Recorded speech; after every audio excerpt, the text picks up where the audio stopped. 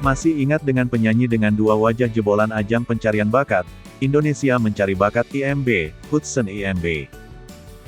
Lama tak terlihat di layar televisi, ternyata penyanyi bersuara merdu yang tampil mengagumkan dengan dua suara berbeda, laki-laki dan wanita itu sekarang sibuk berbisnis. Dari video yang baru-baru ini viral di TikTok, Hudson diketahui membuka usaha bubur ayam bernama Bubur Ayamnya Opa. Dalam video yang diunggah akun @jogjakuofficial, Hudson terlihat meracik dan menyajikan bubur ayam itu sendiri untuk pelanggannya. Berbeda dengan bubur ayam lainnya, bubur ayamnya Opa ini disebut memiliki cita rasa Hainan asli. Harga per porsi bubur ayam Hudson ini juga tak mahal, hanya mulai dari Rp7.000. Jika ingin mencoba menu lain, di tempat tersebut juga menyediakan dimsum dan juga sup ayam kampung. Selain kedai bubur ayam, Hudson juga diketahui memiliki toko kue yang letaknya tepat di seberang kedai bubur ayamnya.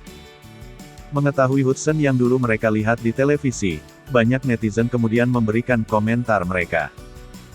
Beberapa netizen memuji Hudson karena meskipun sudah menjadi artis, tapi harga makanan yang dijualnya sangat terjangkau.